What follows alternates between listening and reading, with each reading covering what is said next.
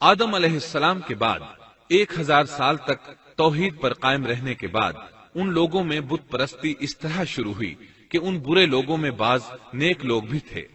یہ برے لوگ ان نیک لوگوں سے بہت محبت کرتے تھے اور ان سے تقرب حاصل کرتے تھے، ان کی شان میں بہت مبالغہ کرتے تھے، جیسا کہ آج کل بعض لوگ علماء اور صالحین کی مدح سرائی میں زمین و آسمان کے قلابے ملاتے ہیں۔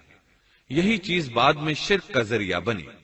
امام بخاری رحمت اللہ علیہ نے سورہ نوح آیت 23 میں اللہ کے فرمان وَقَالُوا لَا تَذَرُنَّ آلِهَتَكُمْ وَلَا تَذَرُنَّ وَدًّا وَلَا سُوَاعًا وَلَا يَغُوثَ وَيَعُوقَ وَنَسْرًا، اور انہوں نے کہا کہ ہرگز اپنے معبودوں کو نہ چھوڑنا، اور نہ ود اور سوا اور یغوث اور یعوق اور نصر کو چھوڑنا کی تفسیر کرتے ہوئے ابن عباس رضی اللہ عنہما سے روایت کی ہے۔ وہ فرماتے ہیں کہ یہ نوح علیہ السلام کی قوم کے بعض نیک آدمیوں کے نام ہیں۔ جب وہ فوت ہو گئے تو شیطان نے ان کی قوم کے دل میں یہ بات ڈال دی کہ جہاں وہ حضرات بیٹھا کرتے تھے وہاں ان کے بت بنا کر رکھ دو اور ان کو وہی نام دو جو ان بزرگوں کے تھے۔ انہوں نے ایسا ہی کیا اور پتھر کے بت بنا کر ان کے نام ان بزرگوں والے رکھ دیے۔ اس وقت تو بتوں کی پوجا نہ ہوئی، لیکن جب یہ لوگ فوت ہو گئے اور علم مٹ گیا تب ان کی پوجا ہونے لگی۔ ابن عباس رضی اللہ عنہما فرماتے ہیں نوح علیہ السلام کی قوم کے یہی بت بعد میں عرب میں پوجے گئے، اور اللہ تعالی کے فرمان وَقَالُوا لَا تَذَرُنَّ آلِهَتَكُمْ وَلَا تَذَرُنَّ وَدًّا وَلَا سُوَاعًا وَلَا يَغُوثَ وَيَعُوقَ وَنَسْرًا کا یہی مطلب ہے، یعنی ان نیک بزرگوں کے بت بنا لیے گئے اور آہستہ آہستہ ان کی پوجا شروع کر دی گئی، اور سب لوگوں نے ایک اللہ کی عبادت سے انکار کر دیا۔ نوح علیہ السلام اکیلے اس دنیا میں موحد اور توحید پرست باقی رہ گئے۔ نوح علیہ السلام کا نسب کچھ یوں ہے: نوح بن لامک بن متو شلح بن ادریس۔ اس طرح ادریس علیہ السلام ان کے پردادا ہوئے۔ اس وقت لوگوں کی عمریں بہت طویل ہوتی تھیں، اس لیے ہم کہہ سکتے ہیں کہ ادریس علیہ السلام کئی 100 سال زندہ رہے، اور نوح علیہ السلام 1000 سال سے بھی زیادہ عرصہ زندہ رہے۔ عمریں لمبی ہونے کی وجہ سے ادریس علیہ السلام اور نوح علیہ السلام کے درمیان کافی مدت بنتی ہے، اور اسی مدت کے دوران کفر و شرک نے زور پکڑا اور بتوں کی عبادت شروع ہو گئی۔ تب اللہ تعالیٰ نے نوح علیہ السلام کو زمین میں مبعوث فرمایا۔ ابن عباس رضی اللہ عنہما سے روایت ہے کہ نبی صلی اللہ علیہ وسلم نے فرمایا آدم علیہ السلام اور نوح علیہ السلام کے درمیان 10 قرن تھے۔ ایک قرن 100 سال کا ہوتا ہے۔ آدم علیہ السلام کے 1000 سال بعد تک لوگ توحید پر قائم رہے، پھر آہستہ آہستہ شیطان نے انہیں شرک کے راستے پر ڈال دیا، شرک عام ہو گیا، ایک اللہ کی عبادت بالکل ختم ہو کر رہ گئی۔ تب اللہ نے نوح علیہ السلام کو مبعوث فرمایا، انہوں نے اللہ کی طرف دعوت دی، انہوں نے بہت مشقت اٹھائی، جیسا کہ سورہ نوح میں اللہ فرماتے ہیں بسم اللہ الرحمن الرحیم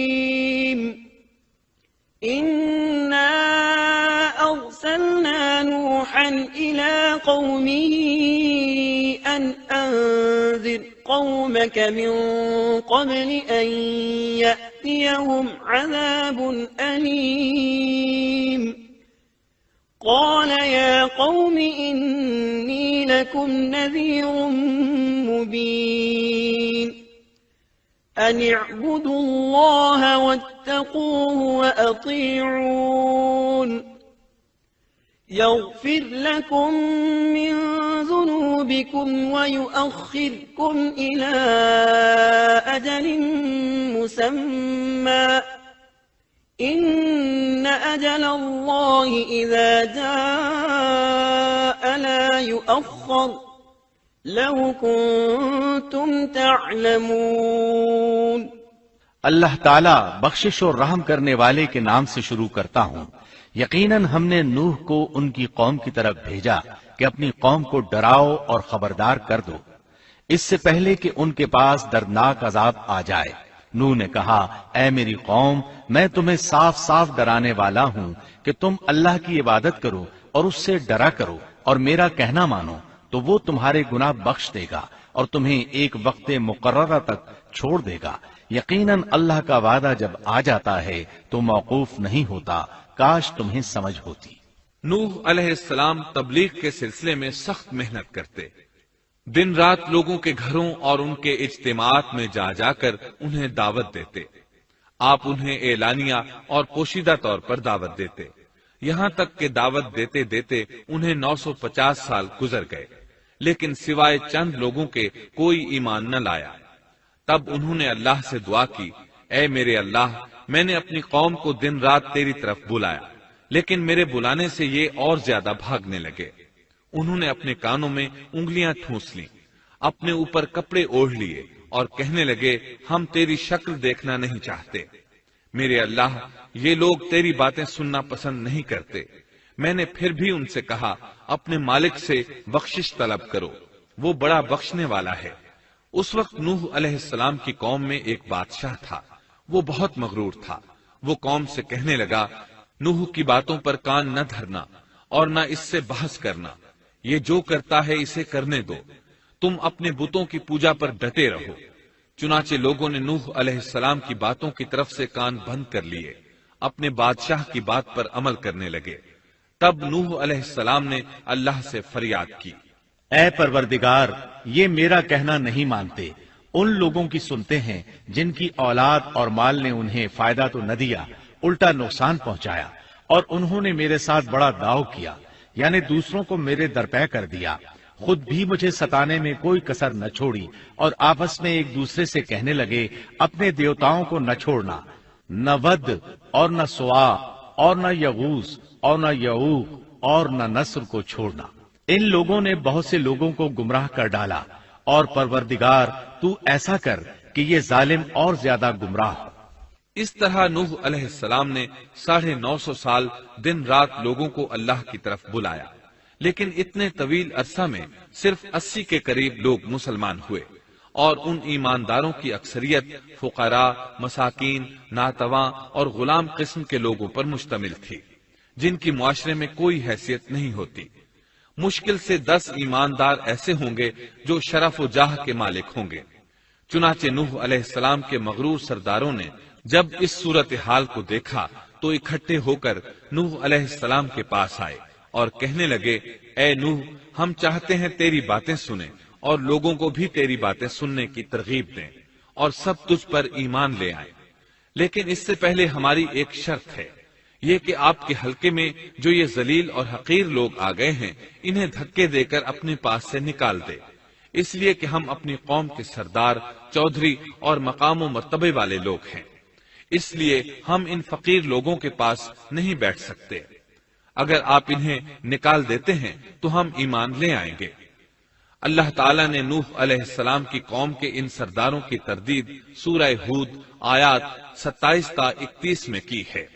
اللہ تعالیٰ فرماتے ہیں، فقال الملأ الذين كفروا من قومه ما نراك إلا بشرا مثلنا وما نراك اتبعك إلا الذين هم أراذلنا بادي الرأي وما نرى لكم علينا من فضل بل نظنكم كاذبين قال يا قوم أرأيتم إن كنت على بينة من ربي وآتاني رحمة من عنده فعميت عليكم أنلزمكموها وأنتم لها كارهون۔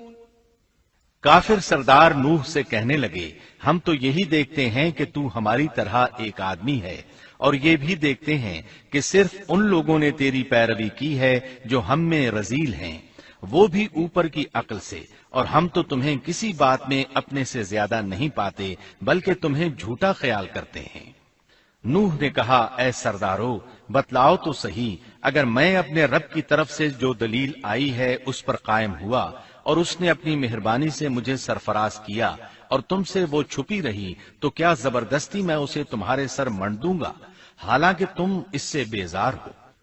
وَيَا قَوْمِ لَا أَسْأَلُكُمْ عَلَيْهِ مَالًا إِنْ أَجْرِيَ إِلَّا عَلَى اللَّهِ وَمَا أَنَا بِطَارِدِ الَّذِينَ آمَنُوا إِنَّهُمْ مُلَاقُو رَبِّهِمْ وَلَكِنِّي أَرَاكُمْ قَوْمًا تَجْهَلُونَ وَيَا قَوْمِ مَنْ يَنْصُرُنِي مِنَ اللَّهِ إِنْ طَرَدتُّهُمْ أَفَلَا تَذَكَّرُونَ وَلَا أَقُولُ لَكُمْ عِنْدِي خَزَائِنُ اللَّهِ وَلَا أَعْلَمُ الْغَيْبَ وَلَا أَقُولُ لَكُمْ إِنِّي مَلَكٌ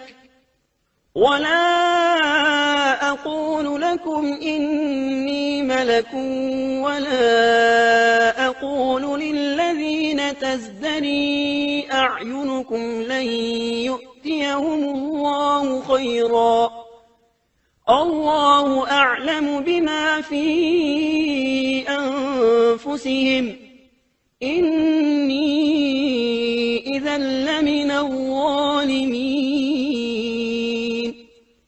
میری قوم والو، میں تم سے اس پر کوئی مال نہیں مانگتا، میرا ثواب تو صرف اللہ تعالیٰ کے ہاں ہے۔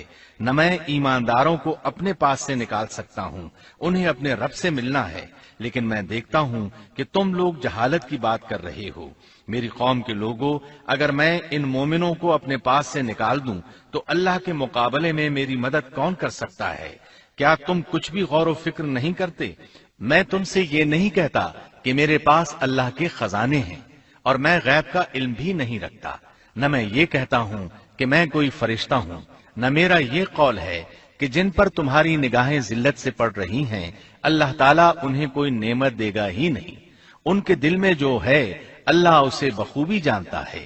اگر میں ایسی بات کہوں تو یقیناً میرا شمار ظالموں میں سے ہوگا۔ اس پر نوح علیہ السلام کی قوم اور اکڑ گئی اور وہ کہنے لگے، اے نوح، بس بہت ہو گیا، تو نے ہمیں بہت ڈرا دھمکا دیا۔ اب اگر تو سچا ہے تو جس چیز کا وعدہ تو ہم سے کرتا تھا اس کو لے آ۔ نوح علیہ السلام نے ان کی بات سن کر کہا، عذاب لانا تو اللہ کا کام ہے، اللہ کو کوئی عاجز نہیں کر سکتا، اور جب اس کا عذاب آ جائے گا تو کوئی بھاگ نہیں سکے گا۔ اس کے بعد نوح علیہ السلام کی قوم کا ان سے آمنا سامنا ہوا تو انہوں نے ان سے کہا، اے میری قوم، اگر تم پر یہ گراں گزرتا ہے کہ میں تم میں رہتا ہوں اور تمہیں اللہ کی باتیں سنا رہا ہوں، تم اس سے چڑھتے ہو اور مجھے نقصان پہنچانے کے درپے رہتے ہو، تو سنو، میں صاف کہتا ہوں، مجھے تمہارا کوئی خوف نہیں، تمہاری کوئی پرواہ نہیں، تم سے جو ہو سکے کر گزرو، میرا جو بگاڑ سکتے ہو بگاڑ لو، تم اپنے شریکوں اور جھوٹے معبودوں کو بھی بلا لو اور مل جل کر مشورے کر کے بات کھول کر پوری قوت کے ساتھ مجھ پر حملہ کرو، تمہیں قسم ہے تم میرا جو بگاڑ سکتے ہو بگاڑ لو، اس میں کوئی کسر اٹھا نہ رکھو، مجھے بالکل مہلت نہ دو، اچانک مجھے گھیر لو، میں بالکل بے خوف ہوں، اس لیے کہ تمہارے راستے کو میں باطل جانتا ہوں، میں حق پر ہوں، حق کا ساتھی اللہ ہوتا ہے، میرا بھروسہ اسی عظیم ذات پر ہے، مجھے اس کی قدرت کی بڑائی معلوم ہے۔ نوح علیہ السلام نے واضح الفاظ میں اپنی قوم کو چیلنج دیا، لیکن کسی میں طاقت نہ ہوئی کہ وہ نوح علیہ السلام کا مقابلہ کر سکے، چنانچہ کہنے لگے، اسے چھوڑ دو، یہ مجنون اور بے وقوف ہے، نعوذ باللہ۔ بہرحال معاملہ اسی طرز پر چلتا رہا، یہاں تک کہ سال ہر سال گزر گئے، لیکن کوئی مسلمان نہ ہوا۔ پھر پہاڑ پر رہنے والے لوگ روز بروز برائی میں ترقی کرتے چلے گئے، اور جو لوگ شروع میں ایمان لائے تھے ان کے علاوہ اور کوئی شخص ایمان نہ لایا۔ نوح علیہ السلام انہیں مسلسل دعوت دیتے رہے مگر بے اثر۔ یہاں تک کہ اللہ تعالیٰ نے نوح علیہ السلام کی طرف وحی کی کہ اب کوئی شخص ایمان نہیں لائے گا۔ اللہ تعالیٰ سورہ ہود میں فرماتے ہیں، وَأُوحِيَ إِلَى نُوحٍ أَنَّهُ لَن يُؤْمِنَ مِن قَوْمِكَ إِلَّا مَن قَدْ آمَنَ فَلَا تَبْتَئِسْ بِمَا كَانُوا يَفْعَلُونَ۔ نوح کی طرف وحی کی گئی کہ آپ کی قوم میں سے جو ایمان لا چکے ہیں ان کے سوا اور کوئی اب ایمان نہیں لائے گا، پس آپ ان کے کاموں پر غمگین نہ ہوں۔ مطلب یہ تھا کہ آپ غم نہ کریں، اللہ کا حکم اب پورا ہونے والا ہے۔ غور فرمائیں، نوح علیہ السلام کے جذبے کو دیکھیے، مسلسل 950 سال تک دعوت دیتے رہے، لوگ انہیں جھٹلاتے رہے، لیکن پھر بھی ان سے نا امید نہ ہوئے۔ اب جب کہ اللہ کی طرف سے وحی آ گئی کہ ان میں سے اور کوئی ایمان نہیں لائے گا اور کسی میں طاقت نہیں کہ انہیں ہدایت عطا فرمائے، تو نوح علیہ السلام نا امید ہو گئے اور انہوں نے اپنی قوم پر بد دعا کی۔ اس کا ذکر اللہ تعالیٰ نے سورہ نوح آیات 26 تا 28 میں کیا ہے۔ وَقَالَ نُوحٌ رَبِّ لَا تَذَرْ عَلَى الْأَرْضِ مِنَ الْكَافِرِينَ دَيَّارًا إِنَّكَ إِن تَذَرْهُمْ يُضِلُّوا عِبَادَكَ وَلَا يَلِدُوا إِلَّا فَاجِرًا كَفَّارًا رَبِّ اغْفِرْ لِي وَلِوَالِدَيَّ وَلِمَن دَخَلَ بَيْتِيَ مُؤْمِنًا وَلِلْمُؤْمِنِينَ وَالْمُؤْمِنَاتِ وَلَا تَزِدِ الظَّالِمِينَ إِلَّا تَبَارًا۔ نوح نے کہا، اے میرے پروردگار، تو روئے زمین پر کسی کافر کو رہنے سہنے والا نہ چھوڑ، اگر تو انہیں چھوڑے گا تو یہ یقیناً تیرے اور بندوں کو بھی گمراہ کر دیں گے، اور ان کے ہاں جو اولاد ہوگی وہ بھی بدکار ناشکرے ہوں گے۔ اے میرے پروردگار، تو مجھے اور میرے ماں باپ کو اور جو بھی ایماندار ہو کر میرے گھر آئے اور تمام مومن مردوں اور عورتوں کو بخش دے اور کافروں کو سوائے ہلاکت کے اور کچھ نہ دے۔ اللہ تعالیٰ فرماتے ہیں کہ جب نوح علیہ السلام نے ہمیں مدد کے لیے پکارا تو پھر ہم نے اس کی مدد کی اور اسے ایک بڑی کشتی بنانے کی وحی کی، لیکن نوح علیہ السلام نہیں جانتے تھے کہ وہ اتنی بڑی کشتی کیسے بنائے، اور نہ ہی وہ بڑھئی تھے کہ اس کام سے واقف ہوتے۔ اس لیے اللہ تعالیٰ نے ان کی طرف یہ وحی کی کہ ہماری آنکھوں کے سامنے اور ہماری وحی کے مطابق ایک کشتی تیار کرو۔ اللہ نے وحی کے ذریعے ان کی رہنمائی کی کہ وہ اس طرح کریں، اور مزید تعلیم کے لیے جبرائیل علیہ السلام کو بھیج دیا۔ وہ انہیں بتلاتے گئے کہ اس طرح کشتی تیار کرو۔ نوح علیہ السلام ایک پہاڑ پر رہتے تھے، ان کے ارد گرد درخت نہیں تھے، نہ پانی تھا، چنانچہ انہوں نے بہت سے درخت اگائے، پھر ان کو کاٹا اور پہاڑ پر بیٹھ کر کشتی تیار کرتے رہے۔ آپ بڑے بڑے تختے بناتے اور لوہا لاتے اور ان سے کیل تیار کرتے، پھر ان کیلوں کو تختوں میں ٹھوکتے، آپس میں ان تختوں کو ملاتے، یہاں تک کہ ایک بہت بڑی مضبوط اور دیو ہیکل کشتی تیار ہو گئی۔ ایک روایت کے مطابق نوح علیہ السلام نے اس کو 100 سال میں تیار کیا۔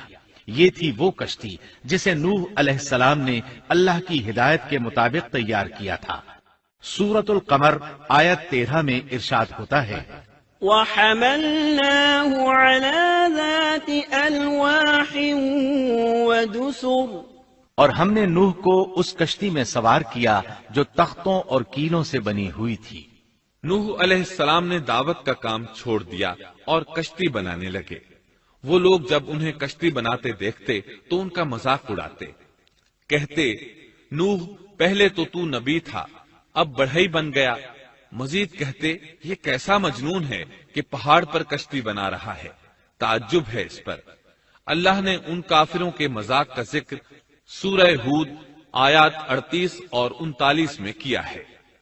وَيَصْنَعُ الْفُلْكَ وَكُلَّمَا مَرَّ عَلَيْهِ مَلَأٌ مِّن قَوْمِهِ سَخِرُوا مِنْهُ قَالَ إِن تَسْخَرُوا مِنَّا فَإِنَّا نَسْخَرُ مِنكُمْ كَمَا تَسْخَرُونَ فسوف تعلمون من يأتيه عذاب يخزيه ويحل عليه عذاب مقيم۔ نوح کشتی بنانے لگے، اس کی قوم کی جو جماعت اس کے پاس سے گزرتی وہ اس کا مذاق اڑاتی۔ وہ کہتے اگر تم ہمارا مذاق اڑاتے ہو تو ہم بھی تم پر ایک دن ہنسیں گے جیسے تم مسخرہ پن کر رہے ہو۔ تمہیں بہت جلد معلوم ہو جائے گا کہ کس پر عذاب آتا ہے جو اسے رسوا کرے اور اس پر ہمیشہ کا عذاب اتر آئے۔ اس کشتی کا حلیہ ابن عباس رضی اللہ عنہما سے ایک روایت میں یوں آیا ہے۔ وہ بیان کرتے ہیں کہ نوح علیہ السلام نے پہاڑ پر ایک کشتی تیار کی اور اسے تارکول سے لت پت کیا۔ اسی وقت سے تارکول کا ظہور ہوا۔ اس کشتی کا طول 300 گز، اونچائی 30 گز اور عرض 50 گز تھا۔ ایک اندازے کے مطابق اس کا طول 1 کلومیٹر سے زیادہ تھا اور اس کی بلندی اور گہرائی کے بارے میں کہا گیا ہے کہ 30 ہاتھ تھی، اور یہ کشتی عام کشتیوں کی طرح اوپر سے کھلی ہوئی نہیں تھی، بلکہ جس طرح اس کو نیچے سے بند کیا گیا تھا اسی طرح اوپر سے بھی بند کیا گیا تھا، تاکہ اوپر سے جو بارش برسے وہ انہیں نقصان نہ دے، اور جس طرح نیچے والے غرق ہونے سے محفوظ رہیں اسی طرح اوپر والے بھی محفوظ رہیں۔ گویا وہ ایک گیند کی مانند تھی۔ اس میں الگ الگ 3 درجے بنائے گئے تھے، ہر درجے میں ایک دروازہ تھا، اور یہ 3 دروازے اس طرح تھے کہ ہر دروازے کے اوپر ایک دروازہ تھا۔ یہ اس کشتی کا حلیہ تھا جس کے راوی ابن عباس رضی اللہ عنہما ہیں۔ یہ کشتی آج بھی موجود ہے۔ اللہ تعالیٰ نے اس کشتی کو بطور عبرت اور نشانی کے باقی رکھا ہے، جیسا کہ اللہ تعالیٰ فرماتے ہیں وَلَقَدْ تَرَكْنَاهَا آيَةً فَهَلْ مِن مُدَّكِرٍ، اور بے شک ہم نے اس واقعے کو نشانی بنا کر باقی رکھا، پس ہے کوئی نصیحت حاصل کرنے والا۔ اس صدی میں علماء کے ایک گروہ نے اس کشتی کو ترکی کے ایک پہاڑ پر پا لیا ہے۔ اب وہ 2 ٹکڑوں میں تقسیم ہو چکی ہے۔ اس کا حلیہ وہی تھا جو بیان ہوا۔ اللہ کا فرمان سچا ثابت ہو گیا کہ ہم نے اس کو نشانی بنا کر باقی رکھا ہے۔ اس کے بعد طوفان آیا۔ اللہ تعالیٰ نے نوح علیہ السلام کو اس طوفان کے ظہور کی ایک نشانی اور علامت بتلائی تھی۔ نوح علیہ السلام کے گھر میں ایک تنور تھا۔ اللہ نے فرمایا جب یہ تنور جوش مارنے لگے اور پانی اس سے ابلنے لگے تو سمجھ لینا اللہ کا وعدہ آ گیا۔ چنانچہ اس وقت مومنوں کو اور اپنے اہل و عیال کو اور زمین پر بسنے والے تمام جانوروں کا جوڑا جوڑا اس کشتی میں سوار کر لینا۔ تنور سے کیا مراد ہے، اس کے متعلق مفسرین میں اختلاف ہے۔ بعض کہتے ہیں کہ اس سے مراد ایک چشمہ ہے جو زمین سے نکلتا ہے، لیکن راجح روایات کے مطابق اس سے مراد معروف تنور ہے جس میں آگ جلا کر روٹیاں پکائی جاتی ہیں۔ یہ تنور نوح علیہ السلام کے گھر میں تھا، اور اسی کو اللہ نے طوفان کے آنے کی علامت بتایا اور فرمایا کہ جب یہ پھوٹ پڑے اس وقت ہر چیز کا جوڑا جوڑا کشتی پر سوار کر لینا۔ اللہ تعالیٰ سورہ ہود آیت 40 میں فرماتے ہیں حَتَّى إِذَا جَاءَ أَمْرُنَا وَفَارَتِ النُّورُ قُلْ نَحْمِلْ فِيهَا مِن كُلٍّ زَوْجَيْنِ 2 وَأَهْلَكَ إِلَّا مَن سَبَقَ عَلَيْهِ الْقَوْلُ وَمَا آمَنَ مَعَهُ إِلَّا قَلِيلٌ۔ یہاں تک کہ جب ہمارا حکم آ پہنچا اور تنور ابلنے لگا، ہم نے کہا اس کشتی میں ہر قسم کے جوڑے دوہرے سوار کر لے، اور اپنے گھر کے لوگوں کو بھی سوائے ان کے جن پر پہلے سے بات پڑ چکی ہے، اور سب ایمان والوں کو بھی۔ اس کے ساتھ ایمان لانے والے بہت ہی کم تھے۔ کشتی میں سوار ہونے والوں کی تعداد 80 بتائی جاتی ہے۔ چنانچہ جب تنور جوش مارنے لگا تو نوح علیہ السلام کشتی میں سوار ہو گئے۔ کشتی ان کی بستی میں لوگوں سے دور پہاڑ پر تھی۔ اللہ کی قدرت کہ تمام قسم کے جانور بھی کشتی کے پاس آ گئے۔ نوح علیہ السلام نے انہیں بھی سوار کر لیا۔ اللہ تعالیٰ سورۃ القمر آیات 11 اور 12 میں فرماتے ہیں، ففتحنا أبواب السماء بماء منهمر وفجرنا الأرض عيونا فالتقى الماء على أمر قد قدر۔ پس ہم نے آسمان کے دروازوں کو زور کی بارش سے کھول دیا اور زمین کے چشموں کو جاری کر دیا، پس اس کام پر جو پانی مقرر کیا گیا تھا خوب جمع ہو گیا۔ آسمان سے نازل ہونے والا اور زمین سے نکلنے والا پانی کتنا تھا، اس کا اندازہ اللہ ہی کو ہے۔ بہرحال اس پانی نے زمین پر رہنے والے انسان، چوپائے، حیوانات، غرض ہر چیز کو غرق کر دیا۔ اس بارے میں اللہ فرماتے ہیں، نوح نے اپنی قوم سے تنگ آ کر ہمارے حضور دعا کی، ہم تو ہیں ہی بہترین طور پر دعاؤں کے قبول کرنے والے۔ فوراً ان کی دعا قبول کر لی اور اس تکلیف اور ایذا سے انہیں بچا لیا جو انہیں کفار سے روزمرہ پہنچ رہی تھی، اور ان کی اولاد کو ہم نے باقی رہنے والی بنا دیا، یعنی انہی کی اولاد سے پھر سے دنیا آباد ہوئی، کیونکہ صرف وہی لوگ بچے تھے جو کشتی پر سوار تھے، اور ہم نے ان کا ذکر خیر پچھلوں میں باقی رکھا۔ نوح علیہ السلام پر تمام جہانوں میں سلام ہو۔ ہم نیکی کرنے والوں کو اسی طرح بدلے دیتے ہیں، وہ ہمارے ایماندار بندوں میں سے تھا، پھر ہم نے باقی سب کو غرق کر دیا۔ اللہ مزید فرماتے ہیں، جب پانی میں طغیانی آ گئی تو اس وقت ہم نے تمہیں کشتی میں چڑھا لیا تاکہ اس کو تمہارے لیے نصیحت اور یادگار بنا دیں، تاکہ یاد رکھنے والے کان اس کو یاد رکھیں۔ یعنی پانی اتنا زیادہ ہو گیا کہ اس سے تمام شہر، بستیاں، انسان اور جانور غرق ہو گئے، یہاں تک کہ پانی بلند پہاڑوں سے بھی اونچا ہو گیا، اور اتنے بلند پانی پر یہ کشتی نوح علیہ السلام اور ان کے ساتھیوں کو اپنے دامن میں سمیٹے اللہ کے حکم سے اور اس کی حفاظت میں پہاڑ کی طرح رواں دواں تھی، ورنہ اتنے طوفانی پانی میں کشتی کی حیثیت ہی کیا ہوتی ہے۔ نوح علیہ السلام کشتی میں سوار ہوئے اور انہوں نے اپنے ساتھیوں کو حکم دیا کہ وہ یہ دعا پڑھیں، بسم اللہ مجریہا ومرساہا ان ربی لغفور رحیم۔ اللہ ہی کے نام سے اس کشتی کا چلنا اور ٹھہرنا ہے، یقیناً میرا پالنے والا بڑی بخشش اور رحم والا ہے۔ یہی اللہ کا حکم آپ کو تھا کہ جب تم اور تمہارے ساتھی ٹھیک طرح بیٹھ جاؤ تو کہنا، الحمد للہ الذی نجانا من القوم الظالمین وقل رب انزلنی منزلا مبارکا وانت خیر المنزلین۔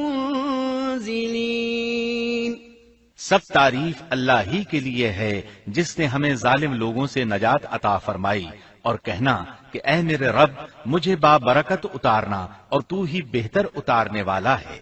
اللہ تعالیٰ نوح علیہ السلام کو نصیحت کر رہے ہیں کہ اللہ آپ کو اور آپ کے اہل کو نجات عطا فرمائیں گے۔ کشتی میں نوح علیہ السلام کے کافر بیٹے کے علاوہ تمام گھر والے سوار تھے۔ آپ کے کافر بیٹے کا نام کنعان تھا، وہ ایک طرف کھڑا تھا۔ نوح علیہ السلام نے اسے پکارا، میرے بیٹے اس کشتی میں آ جا اور کافروں کا ساتھی نہ بن، لیکن اس بدبخت نے کہا، میں ابھی کسی پہاڑ کی چوٹی پر پناہ لے لوں گا جو مجھے اس پانی سے بچائے گی۔ نوح علیہ السلام نے کہا، آج اللہ کے حکم سے کوئی بچانے والا نہیں مگر وہی جس پر اللہ رحم کرے۔ باپ اور بیٹے کے درمیان یہ گفتگو جاری تھی کہ ایک طوفانی موج نے اسے اپنی زد میں لے لیا اور اسے غرق کر دیا۔ نوح علیہ السلام سے اللہ نے وعدہ کر رکھا تھا کہ اللہ تعالیٰ اس کے اہل کو نجات عطا فرمائے گا۔ چنانچہ جب آپ کی آنکھوں کے سامنے آپ کا بیٹا غرق ہو گیا تو وہ پکار اٹھے، اے اللہ، میرا بیٹا میرے گھر والوں میں سے تھا اور تو نے مجھ سے وعدہ کیا تھا کہ میرے گھر والوں کو نجات عطا فرمائے گا، اور تو تمام حاکموں سے بہتر حاکم ہے، لہذا ناممکن ہے کہ تیرا وعدہ پورا نہ ہو۔ واضح ہو کہ نوح علیہ السلام کا اپنے بیٹے کے بارے میں بات کرنا بطور استفسار تھا، بطور بحث نہیں تھا۔ آپ وضاحت چاہتے تھے۔ اللہ تعالیٰ نے فرمایا، اے نوح، وہ تیرے اہل سے نہیں تھا کیونکہ وہ کافر تھا۔ کفر نسب کو ختم کر دیتا ہے۔ ایک مومن کا دوسرے مومن سے تعلق ایک مسلمان بھائی کے کافر بھائی سے تعلق سے زیادہ بڑا ہے، اور حقیقی اخوت وہ ہے جس کی بنیاد ایمان پر ہو۔ کفر تو نسبی تعلق کو کاٹ دیتا ہے، اس لیے اللہ نے یہ نہیں فرمایا کہ وہ کافر ہے، بلکہ یہ فرمایا کہ وہ تیرے اہل سے نہیں ہے۔ ہمارے لیے بھی یہی حکم ہے، کسی مومن کا کافر کے ساتھ رشتہ نہیں ہو سکتا۔ اس کے ساتھ اللہ نے نوح علیہ السلام کو نصیحت فرمائی کہ آپ ہرگز وہ چیز نہ مانگیں جس کا آپ کو مطلقاً علم ہی نہ ہو، اور ہم آپ کو نصیحت کرتے ہیں کہ جاہلوں میں اپنا شمار کرانے سے باز رہیں۔ جب نوح علیہ السلام یہ بات جان گئے کہ ان کا سوال واقعے کے مطابق نہیں تھا تو فوراً اس سے رجوع کر لیا اور اللہ تعالیٰ سے اس کی رحمت اور مغفرت کے طالب ہوئے۔ اس موقع پر انہوں نے دعا کی، قال رب إني أعوذ بك أن أسألك ما ليس لي به علم وإلا تغفر لي وترحمني أكن من الخاسرين۔ نوح علیہ السلام نے کہا، اے میرے پروردگار، میں تیری ہی پناہ چاہتا ہوں اس بات سے کہ تجھ سے وہ مانگوں جس کا مجھے علم ہی نہ ہو۔ اگر تو مجھے نہ بخشے گا اور تو مجھ پر رحم نہیں کرے گا تو میں خرابی والوں میں ہو جاؤں گا۔ یہ دعا انہوں نے مانگی۔ اپنے بیٹے کے متعلق سوال کے علاوہ نوح علیہ السلام نے اللہ تعالیٰ کی کوئی نافرمانی نہیں کی اور نہ اپنے نفس پر کسی نافرمانی کو شمار کیا۔ کشتی نوح علیہ السلام اور ان کے ساتھیوں کو لیے پانی کی موجوں پر بلند ہو رہی تھی، اور زمین پر موجود ہر چیز، انسان، حیوانات، چوپائے، پرندے غرق ہو چکے تھے۔ ان میں کوئی بھی باقی نہیں بچا تھا۔ اگر کوئی زندہ بچا تھا تو کشتی والے۔ ابن عباس رضی اللہ عنہما سے روایت ہے کہ نوح علیہ السلام اور ان کے ساتھی 6 ماہ کشتی میں رہے، اور بعض روایات میں یہ بھی ہے کہ وہ محرم کی 10 تاریخ کو کشتی سے نیچے اترے۔ آخر اللہ کے حکم سے طوفان رک گیا۔ اللہ نے زمین کو حکم دیا کہ وہ تمام پانی کو نگل جائے۔ زمین نے سارا پانی نگل لیا، زمین خشک ہو گئی۔ اللہ تعالیٰ سورہ ہود آیت 44 میں فرماتے ہیں، وقيل يا أرض ابلعي ماءك ويا سماء أقلعي وغيض الماء وقضي الأمر واستوت على الجودي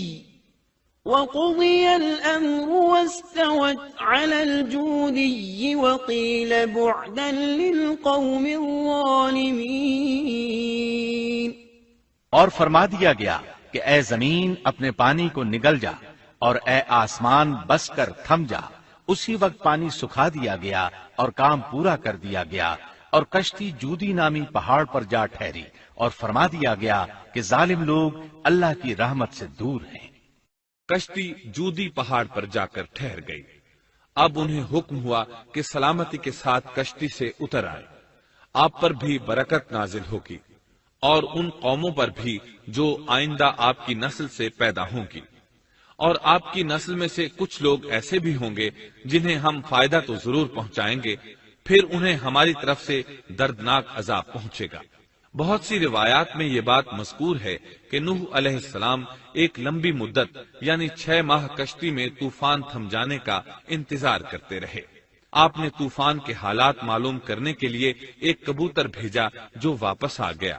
اسے پاؤں رکھنے کو جگہ نہ ملی۔ اسے دوبارہ بھیجا گیا تو وہ پھر واپس آ گیا۔ چند دن بعد اسے پھر بھیجا گیا تو وہ اپنی چونچ میں زیتون کی ایک ٹہنی لیے ہوئے تھا۔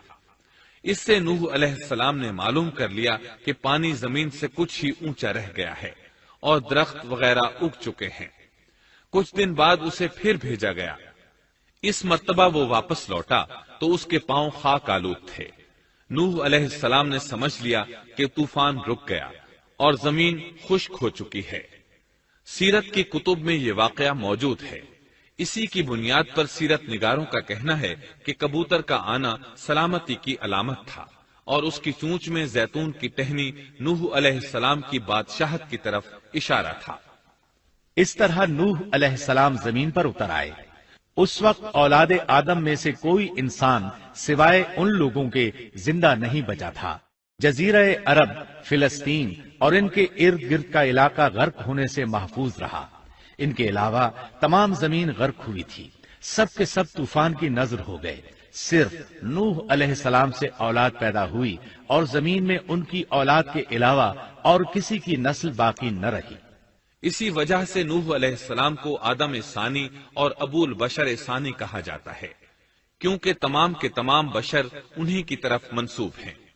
سورۃ الصافات آیات 75 تا 77 میں اسی طرف اشارہ ہے۔ وَلَقَدْ نَادَانَا نُوحٌ فَلَنِعْمَ الْمُجِيبُونَ وَنَجَّيْنَاهُ وَأَهْلَهُ مِنَ الْكَرْبِ الْعَظِيمِ وَجَعَلْنَا ذُرِّيَّتَهُ هُمُ الْبَاقِينَ۔ اور ہمیں نوح نے پکارا تو دیکھ لو کہ ہم کیسے اچھے دعا قبول کرنے والے ہیں۔ ہم نے اسے اور اس کے فرمانبرداروں کو اس زبردست مصیبت سے بچا لیا۔ اس کی اولاد ہم نے باقی رہنے والی بنا دی۔ ایک دوسرے مقام پر اللہ تعالیٰ دیگر امم اور رسولوں کے متعلق کلام کرتے ہوئے فرماتے ہیں، اے ان لوگوں کی اولاد جنہیں ہم نے نوح کے ساتھ چڑھا لیا تھا، وہ ہمارا بڑا ہی شکر گزار بندہ تھا۔ نوح علیہ السلام کے 3 بیٹے تھے، سام، حام اور یافس۔ سام کی نسل زیادہ تر سفید رنگت کی تھی اور بہت کم لوگ ان میں سیاہ فام تھے، البتہ کچھ ان میں گندمی تھے۔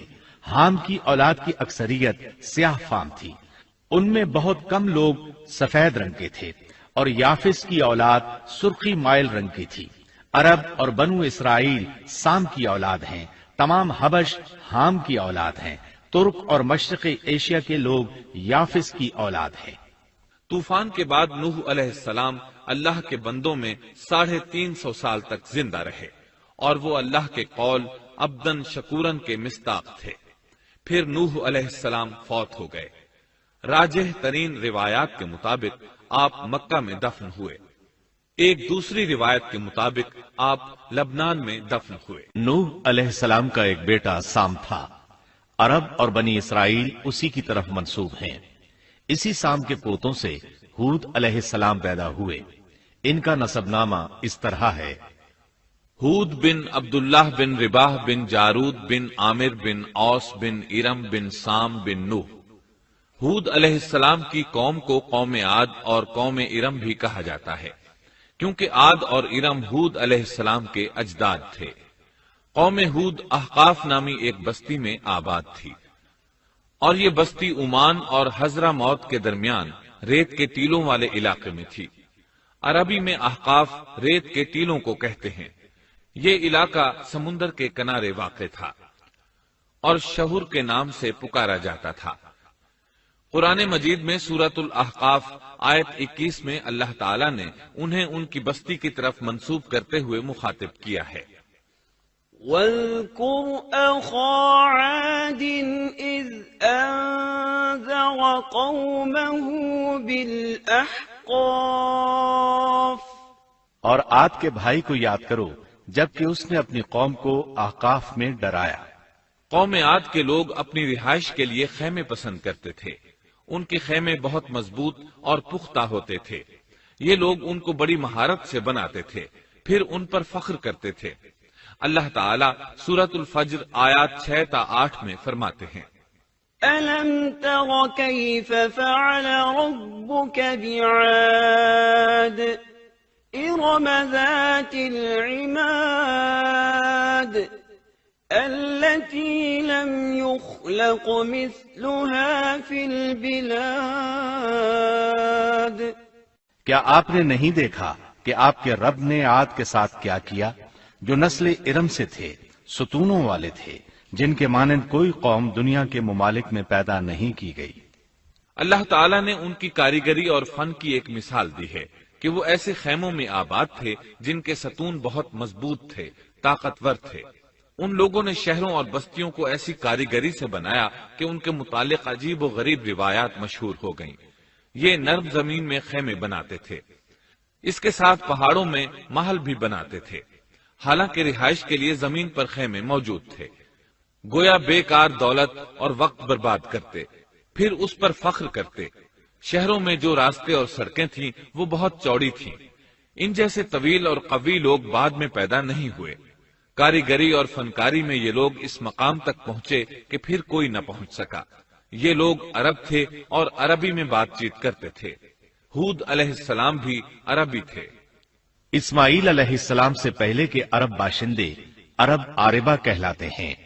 ان کے مشہور قبائل یہ ہیں: عاد، سمود، جرہم، امین، قحطان اور مدین وغیرہ۔ ابراہیم علیہ السلام کی اولاد میں اسماعیل علیہ السلام کے بعد آنے والے لوگ عرب مستعربہ کہلاتے ہیں۔ اسماعیل علیہ السلام عربی نہیں تھے، کنعانی تھے۔ جب ابراہیم علیہ السلام اسماعیل علیہ السلام کو مکہ معظمہ میں چھوڑ آئے اور اسماعیل علیہ السلام نے عربوں سے میل جول قائم کیا تو ان سے عربی سیکھ لی اور اس میں بہت مہارت پیدا کر لی، یہاں تک کہ آپ کو عرب کا فصیح کہا جانے لگا۔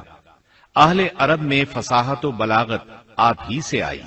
رسول اللہ صلی اللہ علیہ وسلم بھی اسی انداز میں فصیح و بلیغ عربی میں بات کرتے تھے۔ طوفان نوح کے بعد جب دوبارہ لوگوں کو پیدا کیا گیا تو وہ ایک مرتبہ پھر ان بستیوں میں رہنے کے لیے چلے گئے جہاں نوح علیہ السلام رہا کرتے تھے۔ نوح علیہ السلام شام کے شمال اور ترکی کے جنوبی علاقوں میں رہا کرتے تھے۔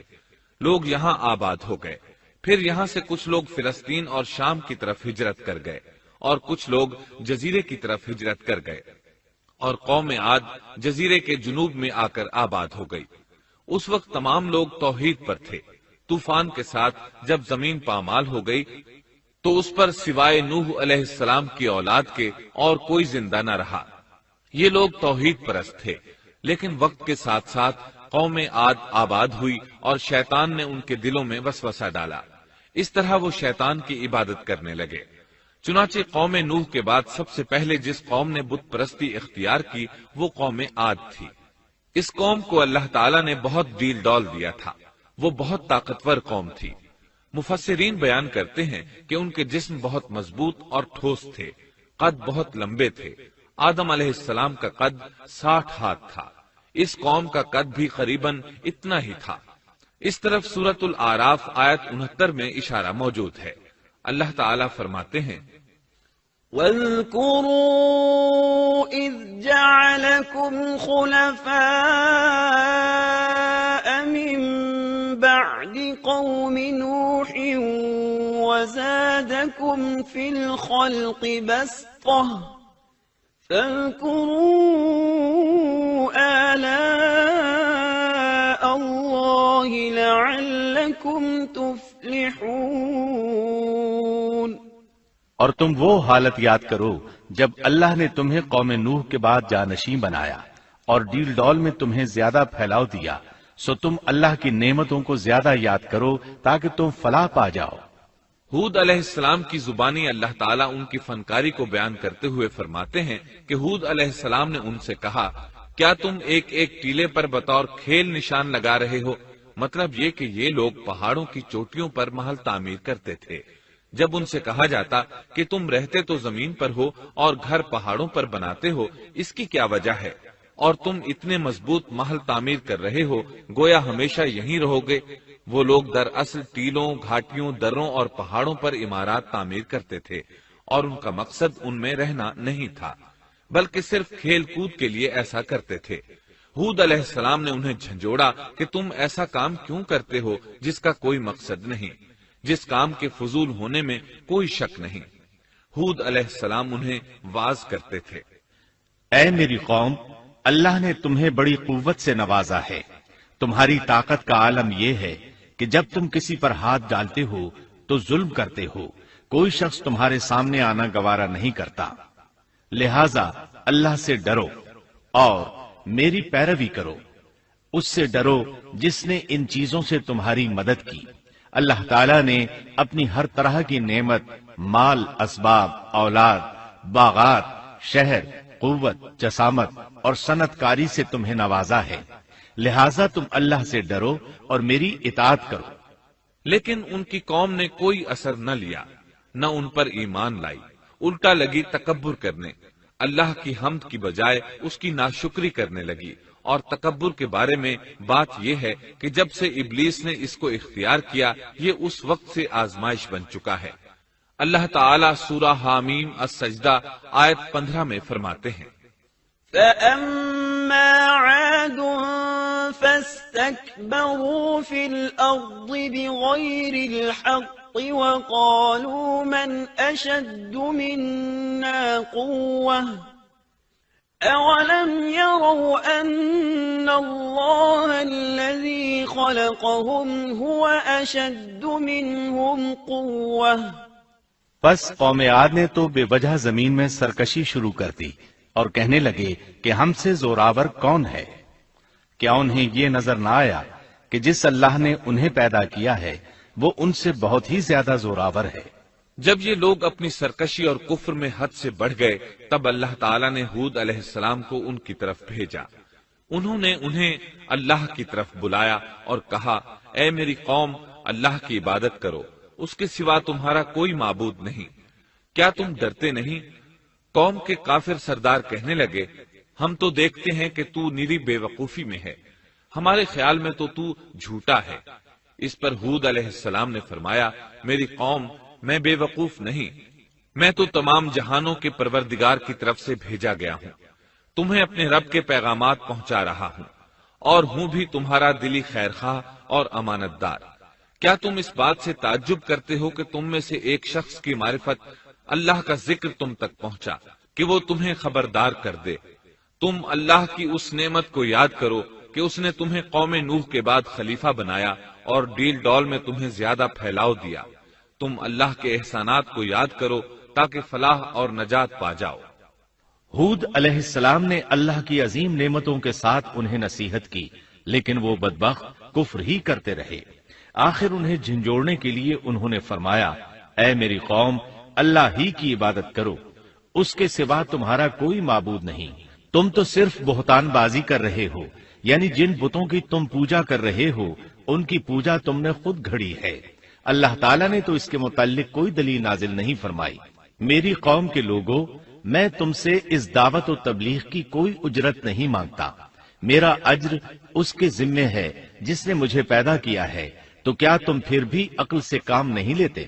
اے میری قوم کے لوگوں، اپنے رب سے گزشتہ گناہوں کی معافی طلب کرو، آئندہ گناہوں سے توبہ کرو، تاکہ وہ برسنے والے بادل تم پر بھیج دے اور تمہیں طاقت میں اور بڑھا دے، تاکہ تم گناہگار ہونے کے باوجود روگردانی نہ کرو۔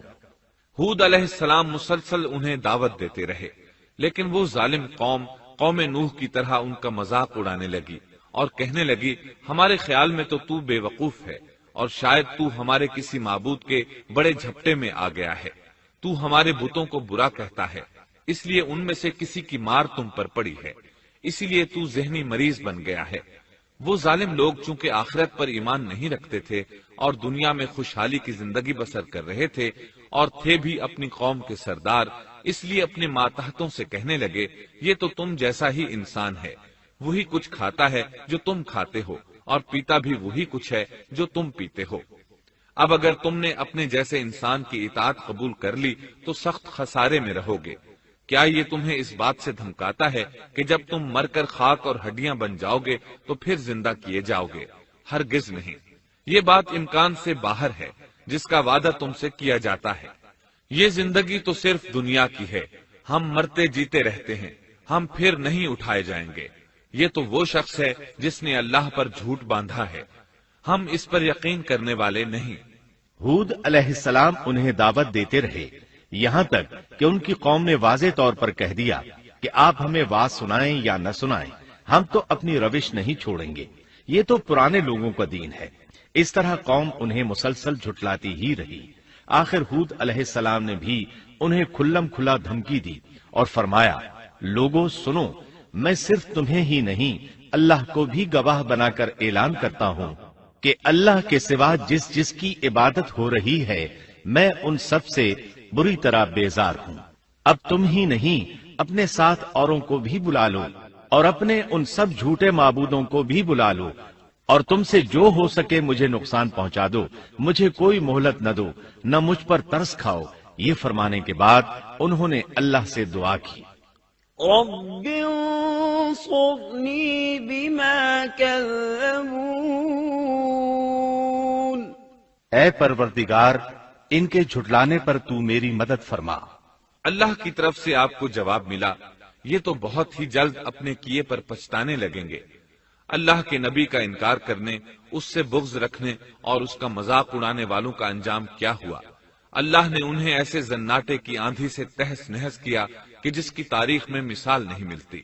اللہ نے ان سے بارش روک لی، اس سے خشک سالی کی کیفیت پیدا ہو گئی، درخت اور پھل ختم ہو گئے، وہ لوگ بارش کی خواہش کرنے لگے۔ اسی حالت میں ایک دن اللہ نے انہیں عذاب دینے کا ارادہ فرمایا۔ انہوں نے دیکھا ایک سیاہ بادل ان کی طرف بڑھ رہا ہے، خوشی سے اچھلنے لگے، کہنے لگے یہ بادل ہم پر برسنے والا ہے، جبکہ ان کا خیال غلط تھا۔ دراصل ابر کی صورت میں یہ وہ قہر الہی تھا جس کے آنے کی وہ جلدی مچا رہے تھے۔ وہ عذاب ان کی بستیوں کی تمام چیزوں، پھلوں، خیموں، درختوں کو تہس نہس کرتا ہوا آیا۔ اسے اللہ کا یہی حکم تھا۔ آندھی اس قدر زبردست تھی کہ پہاڑوں پر ان کے تعمیر کردہ محلوں تک کو اڑا لے گئی۔ مجرموں کا یہی بدلہ ہے۔ اللہ تعالی سورۃ الزاریات آیت 41 اور 42 میں فرماتے ہیں، وَفِي عَادٍ إِذْ أَرْسَلْنَا عَلَيْهِمُ الرِّيحَ الْعَقِيمَ مَا تَذَرُ مِن شَيْءٍ أَتَتْ عَلَيْهِ إِلَّا جَعَلَتْهُ كَالرَّمِيمِ۔ اسی طرح عادیوں میں بھی ہماری طرف سے تنبیہ ہے، جبکہ ہم نے ان پر خیر و برکت سے خالی آندھی بھیجی، وہ جس جس چیز پر گرتی تھی اسے بوسیدہ ہڈی کی طرح چورا چورا کر دیتی تھی۔ اس آندھی نے ہر چیز کو فنا کر کے رکھ دیا۔ اللہ تعالیٰ ان کی تباہی ایک جگہ ان الفاظ میں بیان کرتے ہیں، قوم عاد نے بھی جھٹلایا، پس کیسا ہوا میرا عذاب اور میری ڈرانے والی باتیں۔ ہم نے ان پر تیز و تند مسلسل چلنے والی ہوا ایک لگاتار منحوس دن میں بھیج دی، جو لوگوں کو اٹھا اٹھا کر دے پٹکتی تھی، گویا کہ وہ جڑ سے کٹے ہوئے کھجور کے تنے ہیں۔ پس کیسی رہی میری سزا اور میرا ڈرانا۔ یقیناً ہم نے قرآن کو نصیحت کے لیے آسان کر دیا ہے، پس کیا ہے کوئی نصیحت پکڑنے والا؟ ایک تیسرے مقام پر اللہ نے ان کی ذلت اور رسوائی کا ذکر یوں کیا ہے، قوم عاد بے حد تند اور تیز ہوا سے غارت کر دی گئی۔ وہ ہوا ان پر برابر لگاتار 7 رات اور 8 دن تک اللہ کے حکم سے چلتی رہی۔ آپ وہاں ہوتے تو دیکھتے کہ وہاں لوگ یوں چاروں شانوں چٹ گرے پڑے ہیں جیسے وہ کھجوروں کے کھوکھلے تنے ہوں۔ کیا ان میں سے کوئی بھی آپ کو باقی نظر آ رہا ہے؟ ہود علیہ السلام کو اللہ تعالیٰ نے اپنی رحمت سے نجات دی، باقی تمام جگہوں پر تباہی تھی، لیکن جس جگہ ہود علیہ السلام اور ان کے ساتھی تھے اس طرف یہ ہوا پھٹکی بھی نہیں۔ کہا جاتا ہے کہ ایک باڑ تھی جس میں ہود علیہ السلام، حیوانات، چوپائے اور ان پر ایمان لانے والے تھے، اور آندھی نے ہر چیز کو فنا کر ڈالا۔ اللہ تعالیٰ سورہ آراف آیت 72 میں فرماتے ہیں، فَأَنجَيْنَاهُ وَالَّذِينَ مَعَهُ بِرَحْمَةٍ مِّنَّا وَقَطَعْنَا دَابِرَ الَّذِينَ كَذَّبُوا بِآيَاتِنَا وَمَا كَانُوا مُؤْمِنِينَ۔ غرض ہم نے انہیں اور ان کے ساتھیوں کو اپنی رحمت سے بچا لیا اور ان لوگوں کی جڑ کاٹ دی جنہوں نے ہماری آیتوں کو جھٹلایا تھا اور وہ ایمان لانے والے نہ تھے۔ اسی طرح سورہ ہود میں اللہ فرماتے ہیں، جب ہمارا حکم آ پہنچا تو ہم نے ہود کو اور ان کے ساتھیوں کو اپنی خاص رحمت سے نجات دی۔ ہم نے ان سب کو سخت عذاب سے صاف بچا لیا۔ یہ تھے قوم عاد کے لوگ جنہوں نے اپنے رب کی آیتوں کا انکار کیا اور اس کے رسولوں کی نافرمانی کی، اور ہر ایک سرکش نافرمان کے حکم کو مانا۔ دنیا میں بھی ان پر لعنت لگا دی گئی اور قیامت کے دن بھی۔ دیکھ لو، قوم عاد نے اپنے رب سے کفر کیا، ہود کی قوم عاد پر لعنت ہو۔ اس طرح قوم عاد تباہ ہو گئی۔ ان کے بعد مومنوں نے ان کے باقی بچ جانے والے مکانات پر قبضہ کر لیا اور وہاں رہنے لگے۔ پھر ہود علیہ السلام نے حضرہ موت میں وفات پائی۔